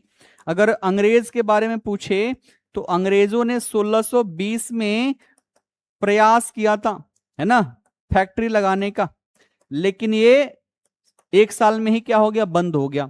अंततः 1651 में फाइनली ये सफल होते हैं पटना में फैक्ट्री लगाने के लिए, है ना। और 1664 में इसी फैक्ट्री का लीडर बन के आएगा जॉब चार्नॉक, और ये वही व्यक्ति है जो कलिकत्ता को कलकत्ता शहर के रूप में क्या करेगा? कन्वर्ट करेगा। तो कलकत्ता का संस्थापक भी कई बार पूछा गया है, ये वही है। ठीक है ना। अगला देखो, अगला कह रहा है कि डेनिश ईस्ट इंडिया कंपनी ने पटना में अपनी फैक्ट्री कहां स्थापित की थी? बताएंगे। Danish east India company Patna में अपनी फैक्ट्री कहां स्थापित की हुई थी? ठीक है ना। अगर डेनिशों की बात कर लें तो ये भी यूरोपीय कंपनियां थी। ये भी सोची कि चलो भैया हम भी बिहार से शोरा लेकर आते हैं, हम भी बिहार से शोरा लेकर आते हैं। ठीक है, लगभग 1774 के आसपास ये अपनी फैक्ट्री पटना में क्या करेंगे? स्थापित करेंगे। और कहां पर? तो पटना के नेपाली कोठी में, है ना, पटना के नेपाली कोठी में। ठीक है, पटना के नेपाली कोठी में ये अपना फैक्ट्री स्थापित करेंगे। इनका भी मूल उद्देश्य रहता है यहां से शोरा प्राप्त करना। ठीक है, अगला क्वेश्चन देखो, ये क्वेश्चन पूछा गया बिहार पुलिस दरोगा में कि 17वीं शताब्दी में पटना को the greatest mart of the eastern region किसने कहा था? The greatest mart of the eastern region किसने कहा था? यह क्वेश्चन पूछा गया बिहार पुलिस दरोगा में। ठीक है, क्या हो जाएगा इसका सही उत्तर? ये एक अंग्रेज यात्री था। नाम क्या था इसका? इसका नाम था पीटर मुंडी। ठीक है, मुंडी टकलुंडी सबको पता है ना, इसको कहते हैं ना अपने बिहार में, मार के तोर मुंडी फोड़ देम, टकलुंडी फोड़ देम। तो वैसे ही याद रखना, पीट, है ना, पीट से पीटर, पीटर किसको? मुंडी को। तो पीटर मुंडी ये एक क्या था? अंग्रेज अधिकारी था। ये क्या था? अंग्रेज यात्री था ये, है ना, अंग्रेज यात्री था। और ये लाइन क्यों बोला होगा? क्योंकि उस समय काल पर पटना जो है वैश्विक व्यापार का, अंतरराष्ट्रीय व्यापार का महत्वपूर्ण स्थान था। पटना से विश्व के विभिन्न क्षेत्रों से व्यापार वाणिज्य हुआ करता था, इसलिए इसने इसे the greatest mart of the eastern region कहा था। ठीक है, तो ध्यान रखना, ये क्या था? अंग्रेज यात्री था, अंग्रेज व्यापारी था पीटर मुंडी, जिसके द्वारा ये बात कही गई है। ठीक है, चलो अगला देखो। अगला कह रहे कि बिहार में पायराइट मुख्यतः किस जिले में पाया जाता है? बिहार में पायराइट खनिजों से भी कुछ क्वेश्चन बन सकते हैं, तो एक दो खनिज से भी हैं। और पायराइट के संदर्भ में हमें पता है कि बिहार का लगभग 90% से ज्यादा, है ना, 90% से ज्यादा कहाँ, तो अपने बिहार में पाइराइट पाया जाता है। और बिहार में भी एक जिला, कौन सा, रोहतास। और ये बात मैं नहीं कह रहा, ये जियोलॉजिकल सर्वे ऑफ इंडिया और साथ ही साथ इंडियन ब्यूरो ऑफ माइंस है, इसके द्वारा ये बात यहां पर कही गई है। तो सबसे ज्यादा हमारे पास क्या है, हमारे पास पाइराइट है। और ये कहां पाया जाता है, ये पाया जाता है रोहतास जिले में। कहां पाया जाता है, तो ये पाया जाता है रोहतास में। रोहतास की बात करें तो यहां पर याद रखना क्या चीज, चूना पत्थर, है ना। रोहतास और कैमूर यहां पर पाया जाता है चूना पत्थर। और ये चूना पत्थर बेस होता है सीमेंट उद्योग का, है ना, किसका, सीमेंट उद्योग का। रोहतास में ही देखे तो हमारे कागज फैक्ट्री भी है ना। तो कागज फैक्ट्री जो है वो कहां पर है, रोहतास में है। सीमेंट फैक्ट्री कहां पर है, तो वो भी हमारा रोहतास में है। और रोहतास में जो जगह है ये पूछा गया इसका नाम, तो यहां पर है आमझोर, है ना। जगह पूछ दे तो क्या लिखोगे, आमझोर क्षेत्र, है ना। आमझोर क्षेत्र जो है ये फेमस है किसके लिए, पायराइट्स के लिए। ठीक है। सीमेंट के लिए बात करें तो सीमेंट के लिए कौन सा स्थान है, तो ये है डालमिया नगर। कौन सा, तो डालमिया नगर जो है ये किसके लिए, सीमेंट उद्योग के लिए फेमस है। ठीक है। चलो अगला क्वेश्चन देखो। अगला कह रहे कि बिहार में सोना किस जिले में पाया जाता है, ये वेरी वेरी इंपॉर्टेंट में रखना, है ना। सोना कहां मिलता है भैया सोना, बताओ। जब घर पे पड़ा हो सोना फिर काहे को रोना। और ये सोना जो है आप सभी को पता ही होगा कि भारत का कितना प्रतिशत, बताओ सारे, कहां पर मिलता है, तो ये मिलता है जमुई में। ठीक है, कहां पर मिलेगा, तो जमुई में मिलेगा सबसे ज्यादा सोना। और भारत का 44% जो स्वर्ण अयस्क है वो मिलता है अपने बिहार में। तो लगभग 44% स्वर्ण अयस्क। ठीक है, ये कितना है, तो लगभग 223 मिलियन टन के आसपास है। ठीक है, इतना सोना हमारे पास है। ठीक, और सोने के लिए देखा जाए तो एक क्षेत्र है जिससे बोला जाता है सोनो रीजन। कौन सा, सोनो रीजन। ठीक है, सोनो रीजन है, यहां पर खूब सारा, एक है कबूतरा, वहां पर भी क्या होता है, खूब सारा वहां पर सोना मिलता है। ठीक है, जमुई में देखे तो लौह अयस्क भी मिलते हैं, ध्यान रखना। जमुई में लौह अयस्क भी पाए जाते हैं। तो सोना के साथ साथ लौह अयस्क भी आपको जमुई में देखने को मिलेगा। अगला देखो, अगला है बिहार में लौह अयस्क मैग्नेटाइट किन जिलों में पाया जाता है। अब लौह अयस्क हमारे पास हेमेटाइट और मैग्नेटाइट दोनों प्रकार के पाए जाते हैं, लेकिन पूछ रहा है कि मैग्नेटाइट कहां पर पाया जाता है। तो मैग्नेटाइट हमने पढ़ा है दो जिलों में, एक गया में और दूसरा जमुई में। तो सही उत्तर क्या हो जाएगा, वो हो जाएगा हमारा ऑप्शन बी, गया और जमुई। इन जिलों में देखें तो मैग्नेटाइट प्रकार का लौह अयस्क पाया जाता है। और फिर एक जिला कौन सा है, एक है भागलपुर। और भागलपुर की बात कर ले तो यहां पर कौन सा, हेमेटाइट, है ना। हेमेटाइट प्रकार का लौह अयस्क पाया जाता है। ठीक है, अगर हम बात करें कोयला क्षेत्र, बिहार का एकमात्र कोयला क्षेत्र, तो आप क्या बताओगे, आप बताओगे राजमहल क्षेत्र, है ना। राजमहल क्षेत्र जो है, और इसके तहत देखा जाए भागलपुर और उसके आसपास कोयला के भंडार माने जाते कि यहां पर होगा। ठीक है, अगला देखो, अगला कह रहे कि बिहार में सबसे विस्तृत मिट्टी कौन सी है। बिहार में सबसे विस्तृत मिट्टी कौन सी है। अब देखो, सब बोलते हो ना कि ऐसे क्वेश्चन नहीं आते हैं। शुरुआती दौर में जो मैंने क्वेश्चन करवाया कि आपको देख के लगा कि कहा किसी प्रकार का हार्ड है। बिहार जीके में स्टेटमेंट वाले क्वेश्चन अभी तक नहीं पूछे गए हैं, बावजूद उसके जब भी मैं करवाता हूं तब स्टेटमेंट वाले भी करवाता हूं और आपके नॉर्मल भी करवाता हूं। अगर बात करें सबसे विस्तृत, तो बिहार में क्या है, गंगा नदी है। और गंगा और उसकी सहायक नदियों के द्वारा लाए गए अवसादों से ही गंगा का मैदान बना हुआ है जिसमें अपना बिहार अवस्थित है। और नदियों द्वारा लाए गए मिट्टी को क्या कहा जाता है, जलोढ़ मिट्टी कहा जाता है। अगर हम बात करें बिहार की, तो 96% से भी ज्यादा क्षेत्र जो है वो क्या है आपकी, वो है आपकी मैदानी। ठीक है। उसके बाद से बोल दे यहां पर कौन सी कि लाल लाल पीली मृदा कहां मिलती है, तो आप क्या लिखोगे, आप लिखोगे दक्षिण पूर्वी जिला में। ठीक है, दक्षिण पूर्वी जिला में औरंगाबाद, गया, नवादा, जमुई, मुंगेर, बांका, इन सभी जिलों में लाल पीली मृदा देखने को मिलेगी। फिर अगर पूछ दे लाल बलुई, कौन सा, लाल बलुई कहां पर पाया जाएगा, तो ये पाया जाएगा 2 जिलों में, कैमूर एवं रोहतास। कहां, कैमूर एवं रोहतास जिलों में। ठीक है। आओ पर्वतीय, तो उप हिमालय पर्वत पादीय मिट्टी।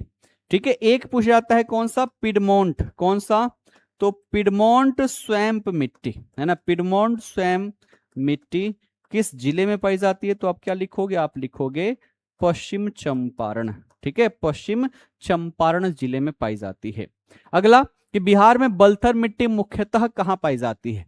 अब देखो जिलों से अलग करके भी तो पूछा जा सकता है ना, जिलों से अलग करके भी पूछा जा सकता है कि बलथर मिट्टी जो है वो किस जिले में पाई जाएगी। अब बताओ, अंदाजा लगाओ और बताओ इसका सही उत्तर क्या हो जाएगा। बलथर मिट्टी,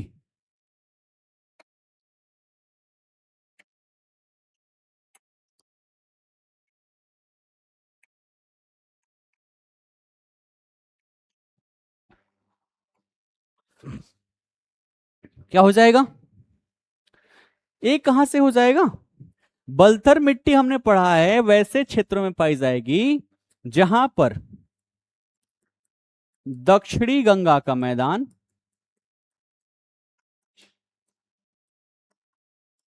और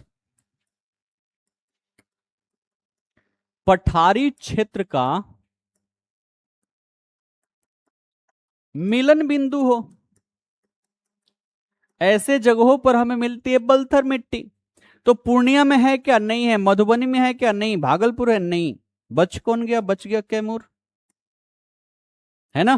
तो कैमूर हो गया, रोहतास हो गया, गया हो गया, औरंगाबाद हो गया, जहानाबाद हो गया, ठीक है, गया हो गया, बांका हो गया, इन सभी जिलों में बलथर मिट्टी का विस्तार है। जहां पर दक्षिणी गंगा का मैदान और हमारा पठारी क्षेत्र जहां पर आपस में मिल रहे हों वहां पर बलथर मिट्टी पाया जाएगा। तो अब इससे क्या करना है, निकालना है, फिर करना है। फिर भी कई लोगों ने यहां पर गलत उत्तर दिया।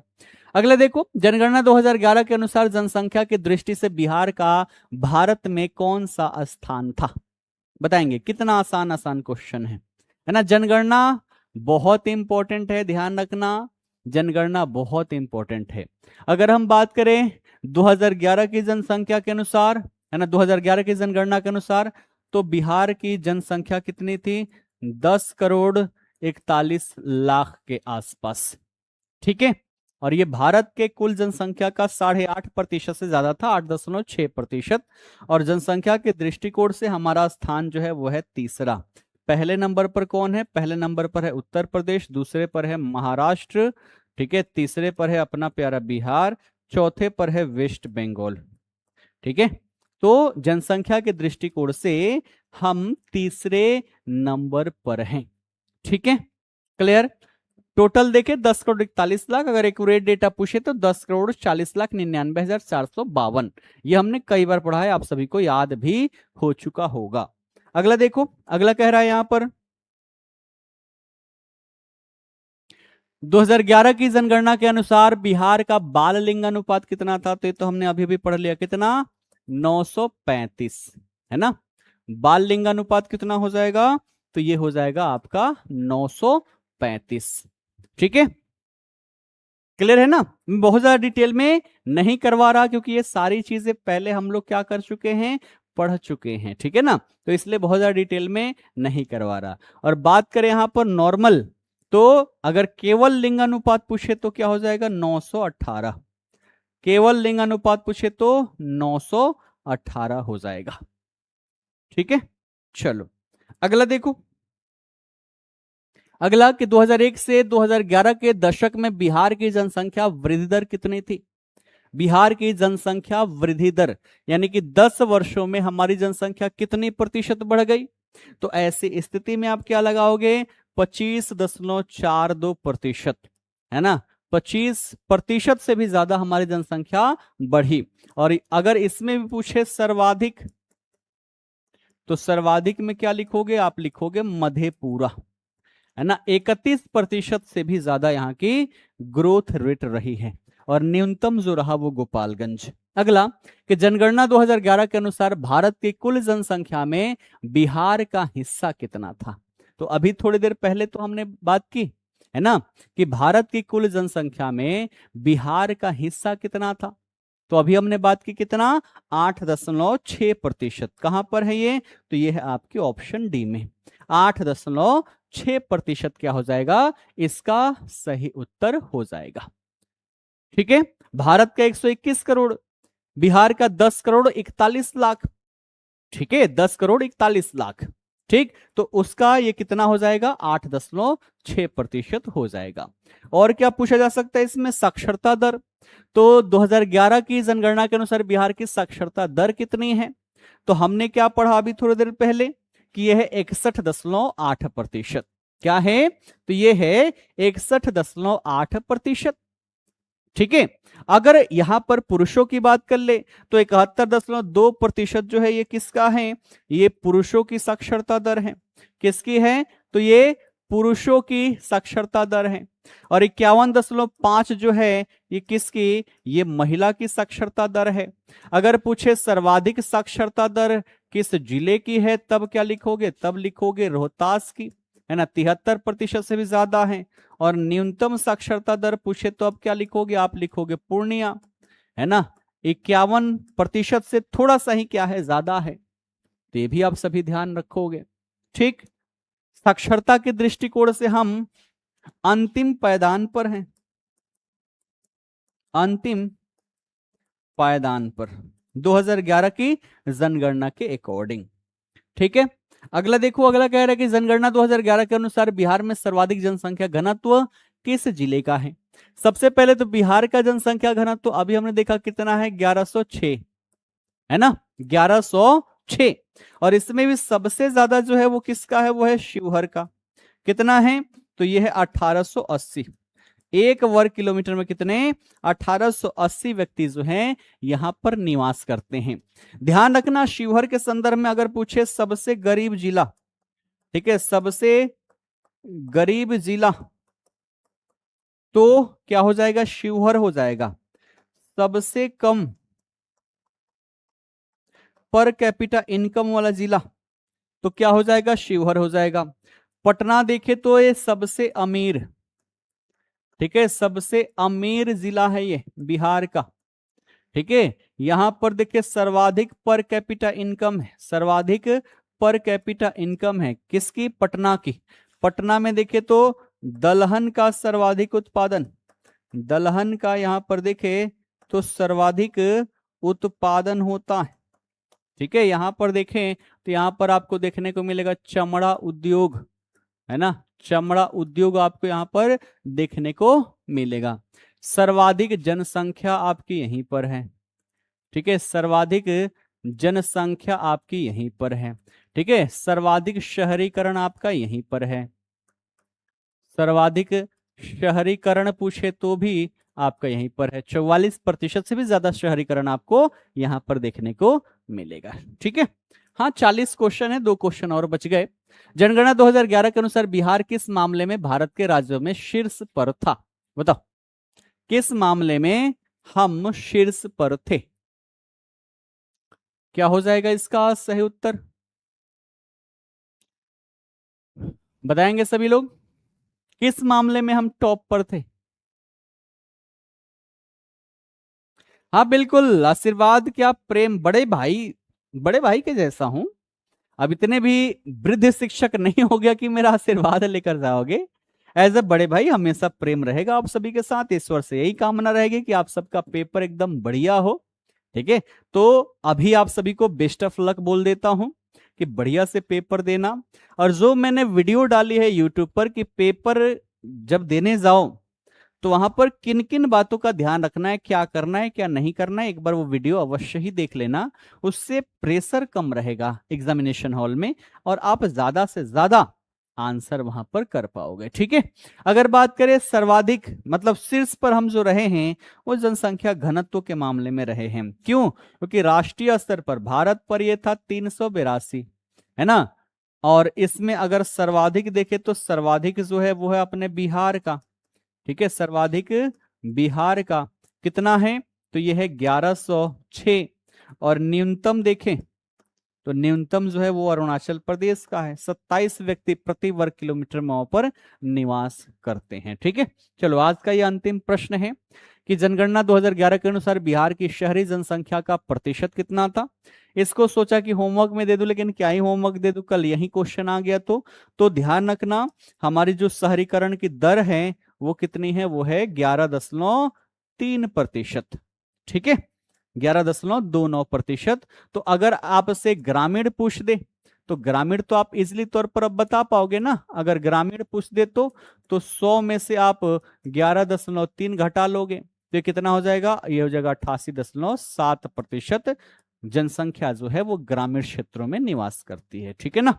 तो ये सारे कुछ मुख्य मुख्य प्रश्न रहे जो आपके 14 को पूछे गए थे, उसके बेस पर मैंने यहां पर करवाया। आशा करता हूं आप सभी को अच्छा लगा होगा, समझ में आया होगा। एक दो बार इसको रिवाइज कर लेना, बाकी आपका प्रॉपर नोट्स हो या गागर में सागर वाला है ना मैराथन वाला नोट्स हो तो एक बार बैठ के अवश्य ही जाना, क्योंकि बिहार राज्य विशेष का इस बार वेटेज ज्यादा है। ठीक है, पिछली बार बिहार कांस्टेबल का जो एग्जाम हुआ था उसमें किसी शिफ्ट में 2 भी क्वेश्चन थे तो किसी शिफ्ट में 8 भी, और इस कारण से कम बिहार राज्य विशेष पूछने की वजह से यूपी वाले बच्चे ज्यादा सिलेक्ट हुए हैं। तो इस बार आयोग ने कहा कि बेटा ऐसे काम नहीं चलेगा, चलो थोड़ा सा डिस्क्रिमिनेशन भी यहां पर करते हैं। तो इस बार बिहार राज्य विशेष ज्यादा पूछ रहा है ना, 6-8 क्वेश्चन तो दोनों ही शिफ्ट में थे। बाकी कल देखते हैं कि कल कितने कितने क्वेश्चन आ रहे हैं। ठीक है, बाकी फिर से आप सभी को बेस्ट ऑफ लक। अच्छे से पेपर देना, बढ़िया से पेपर देना, घबरा के किसी भी प्रश्न का उत्तर नहीं लगाना है, अपना टाइम मैनेजमेंट करके चलना। ओएमआर सीट अच्छे से भरना है, ऐसा ना कि सारे सॉल्व कर दिए, 90 सही कर दिए लेकिन ओएमआर सीट नहीं भर पाए, समय समाप्त हो गई, तो ये भी हमें नहीं करना है। अपना सेट बना लेना है ना, कि जैसे मैं नॉर्मली देता था तो मैं 25-25 का सेट बना लेता था। 25 क्वेश्चन करने के बाद गोला भर लेता था, फिर अगला 25 करने के बाद गोला भर लेता था। ऐसे 4 पार्ट में मैं गोला भर लेता था और टाइम भी मेरे पास बचता था। मतलब 2 घंटे का पेपर लगभग 1.5 घंटे में मैं करके आराम से बैठे रहता था, आधा घंटा बोर होता था। ठीक है, तो आप चाहो तो इस प्रकार से भी कर सकते हो, ये ना कि एक ही बार 100 लगाने के बाद ही करेंगे, पता चला कि टाइम ही नहीं मिला और एग्जामिनर आकर आपका पेपर जो है वो छीन लिया। तो अपने अकॉर्डिंग डिवाइड कर लेना। कई बच्चे 10-10 के भी करते हैं, कई 50-50 के भी करते हैं, तो 50 बहुत ज्यादा हो जाएगा। 25-25 का कर लो, 20-20 का कर लो, इतना क्वेश्चन बनाओ और गोला भरते हुए चले जाओ। ठीक है, बाकी पुनः फिर से आप सभी को बेस्ट ऑफ लक, अच्छे से पेपर देना। कल कहाँ सेंटर पर रहूंगा बता दूंगा आप सभी को, कहीं ना कहीं अवश्य ही होऊंगा, मैं मिलूंगा आप सभी से। फिलहाल के लिए आप सभी का बहुत बहुत धन्यवाद।